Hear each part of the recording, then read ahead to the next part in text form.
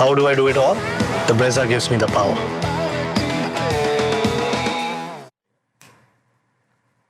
Right, expensive last over, but it's only 152. I say only because we thought the Sunrisers, they just changed their approach a little bit, will at least breach the 180 or 200 barrier as the panel thought before the show. We look back on quite an interesting surface at Hyderabad on Mohammad Siraj continuing his red hot form, and questions that will continue to be asked of the Sunrisers on Maruti Suzuki Arena presents ESPN Cricket for Timeout. Ian Bishop is here, Ambati Rayudu is here, Matt is here, all of whom thought 200 plus.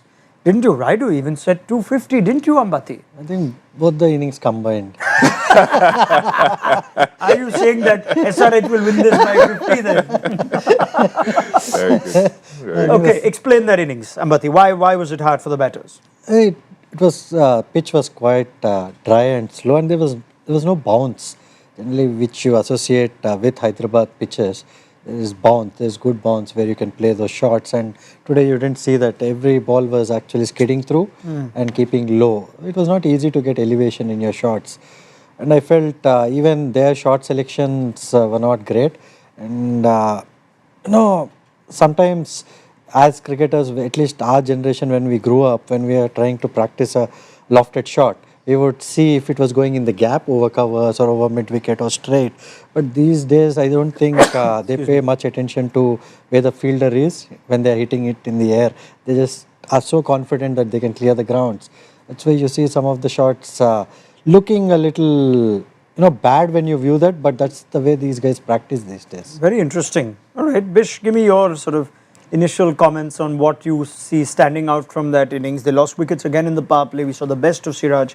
What for you was defining in that first innings? From whose perspective? Either way, just where you sense how this innings went and how this game started. Let's talk power play. Let's try and get more specific over there and understand the early loss of wickets again, Travis Head and Abhishek. Well, Siraj's bowling standing out, the length he bowled. You talked about bowling full. He started bowling full. He swung the ball a bit. It was hard really to hit through the line of the ball. So that is quite clear. Totally agree. I don't think anyone will disagree with that here. But again, it's Siraj. I was a little bit surprised, if I may say this, that Ishant bowled two in the power play. We didn't see Washington Sundar bowl at all on a pitch that's gripping. That surprised me a little bit, to be quite honest. But I want to give Siraj his props. And I know you're going to go further into the innings. I'll get ahead of it. And I said it last year and the year before. When do we start having a deeper conversation about Sai Kishore? Let's do it now. Matt? I couldn't believe it when I was looking it up. It's only his 14th IPL game. He's such a skillful bowler. It feels like he should have been playing for ages. Shane Watson was there saying on commentary he's been part of the CSK camp for a while. Ryder, you would have faced him in the nets, and he seems like someone who's been around for ages, and yet there he is only playing 14 games. He's got a great record this season. Of his dismissals, 7 of the 8 are capped batters, so players that have played for their country. It's a pretty impressive list as well. You've got Stoinis and Maxwell in there, Klassen tonight with a really good arm ball. He's got that wrong in as well that goes the other way to the left-hander that we saw tonight. It looks like a really, really impressive player, and although it might be a challenge for him to get into the India side for T20 internationals just in terms of the balance, and you look at the all-rounders that are there that have the same discipline as him, he looks like a really class player that should probably play every game this season for GT. The only thing I'd say about getting into India, in the last year, and you know better than all of us here with Ambati, we've seen different teams go to South Africa, different players getting in, and with so much cricket coming up, if Sai Kishore continues along these lines, getting one of those teams. He was part of the Asian Games team which has won the gold medal for India. So he's been there and thereabouts in terms of the Indian team. But in terms of CSK, we have actually spoken on this show earlier that this guy has always improved day in and day out. He used to work much harder than many people in the nets. He used to be the first to start bowling and the last to go out, and he used to bowl to every batsman, ask them for feedback, what his lengths were. He was constantly learning. So I think that's the greatest aspect, and now you see his control in terms of length, and he also bowls differently to each batsman. He doesn't bowl the same ball.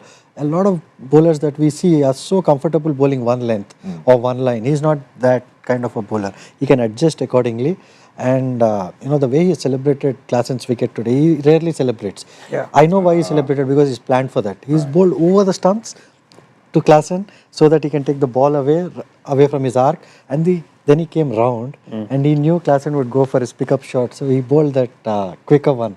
So I think he planned for it. He plans a lot, and I'm very, very happy for him. I know him quite well, so he's quite the guy to get into the Indian side. I remember, because Danny interviewed him and he talked about his hair, and I remember seeing him at CSK and thinking, what a crop of hair all those years back, right?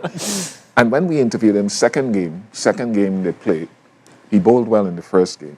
Yeah, that was And against after the Punjab. second game, Sky was sweeping him. And I remember us saying, what did you do differently today? And he said, well, today I had to bowl more defensively because the ball wasn't gripping as much. So he was round the wicket to the left, across. The guy he's only played 10 games, man.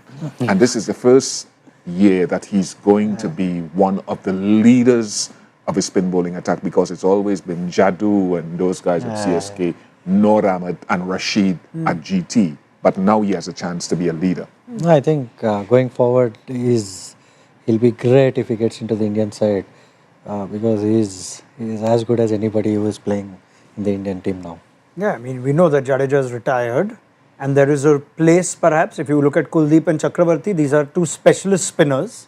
So you're not competing with the all-rounder, you're competing with a specialist spinner. TNPL success. I mean, for a player who's not had IPL game time, must be so hard. And also, it also depends on how the foreign teams are playing spin. Yeah. If they start playing spin well, then you always need a spinner like Sai Kishore to bowl defensively as well as bowl that attacking kind of bowling. But the kind of batting that we see in international cricket sometimes against spin, sometimes they get away with slightly ordinary bowling as well. Yep. But when you need quality, I'm sure, he's the guy.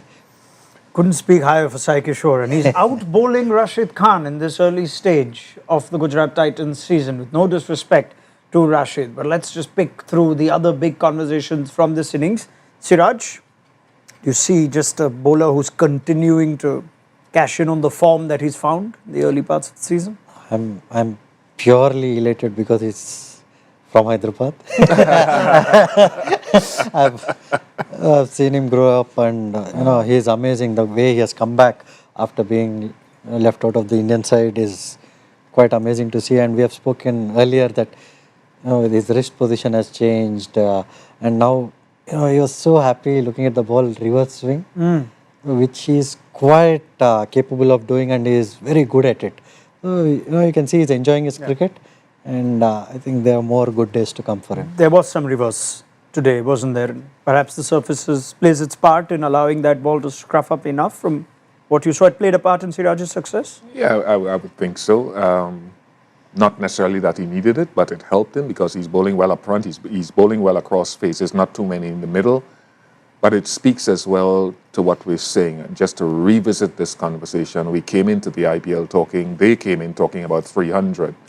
And it being a batter's game. And for the last, you've got the numbers there, I'm sure. You can spit it out like nobody else, that as long as there's something in the pitches, the bowlers are in the game big time, and it redresses the balance that we're seeing of bat domination. Yeah. Anything to break down on Hyderabad consciously batting differently today, or just the surface? The thing that I was looking at, the sort of phase-by-phase breakdown, we obviously spoke about the power play, and Siraj did bowl really well in the power play, but they came out of it 45 for 2. Not bad. And you think in a game where, Vittori on the sort of in-game interview was talking about potentially aiming at 170, 45 for 2 is not a disaster of a start. Yeah. But they really got stuck in the middle. They were 63 for 3 in the middle 10, so from just coming out of the power play until the end of the 16th. And it really just felt like they a combination of Sai Kishore bowling really well, but also, I think, particularly just as they got out of the power play, getting really, really stuck. Nitish Kumar Reddy has had a pretty quiet season so far. I think scored at less than a run a ball today, and I think the tempo is just not quite there. Yeah. I think that's the biggest challenge sometimes for these batters, is that word tempo, where you're trying to find that balance between. And I suppose it sort of encapsulates Sunrisers, that they're a side that rely so much on the boundary hitting, that 39% dot balls today. That's too many really in this sort of game where it's not necessarily going to be a game which is won by power. It might be a bit more subtlety and touch. Just on the Nitish Kumar Reddy, I was in a deep conversation with you. You distracted me for a lot of those middle overs there. I did. But Prasidh Krishna, I think, had a part to play in that, because as I glanced from our conversations with him, he kept hitting the splice of the bat. Yeah. And it was hard to go this way or go down the ground. So I think Prasidh needs some credit for that hard, heavy length that he bowled. Dan Vittori says in that first innings, firstly, jokes as Dan does about being able to talk about the pitch or not, and says it was just what the groundsman chose. It's not something that they, if I am to read between the lines, it's not necessarily that SRH said, we want this pitch. And I believe pitch 4, which is what this is, has an average batting score of 150 or 160 or not more than that. But I wonder what you made of just the surface and the SRH head coach's comments on this surface being picked by the groundsman.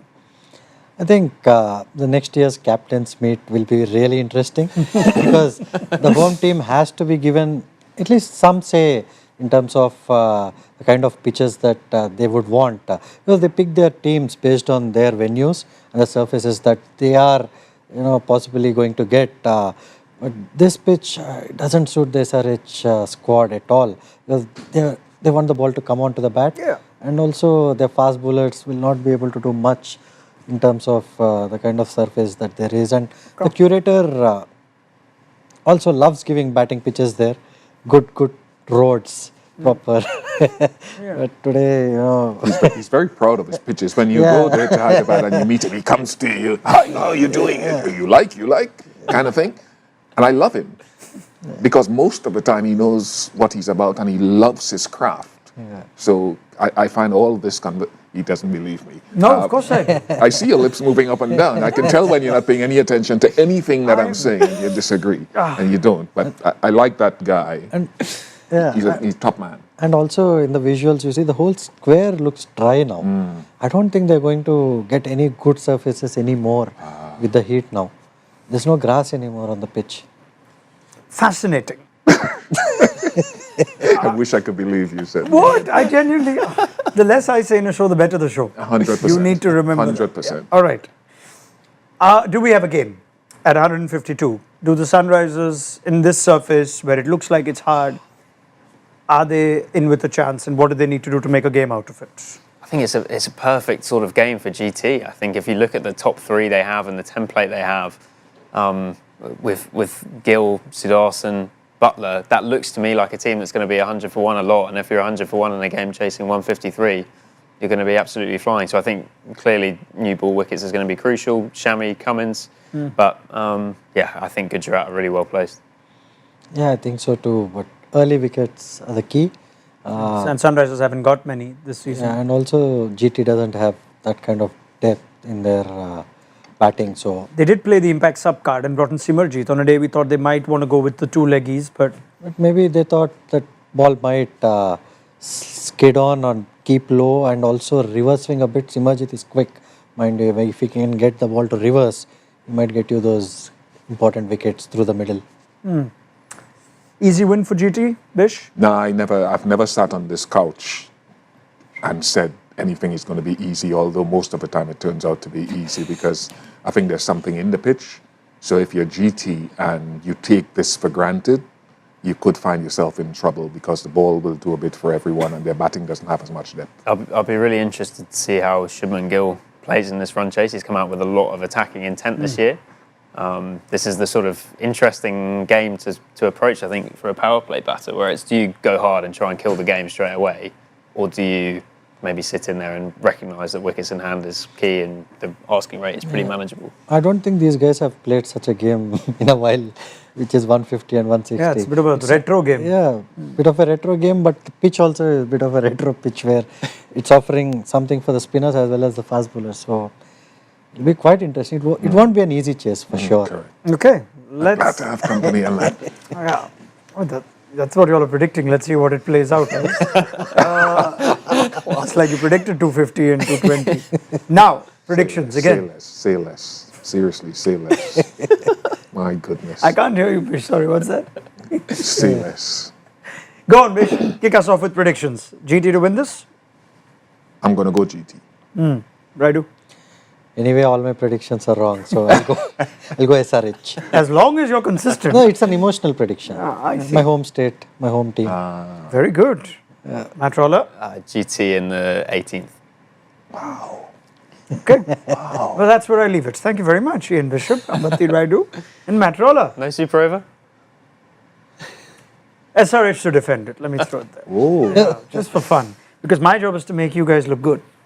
So, on that note, we will see you at the end of the game. This is really big for Sunrisers. 4 losses on the trot. If GT are to chase this down, 76% of forecasters says they will. So, we'll catch you for post-match analysis and welcome your questions and comments to the panel on Maruti Suzuki Arena Presents ESPN Cricket for Timeout then.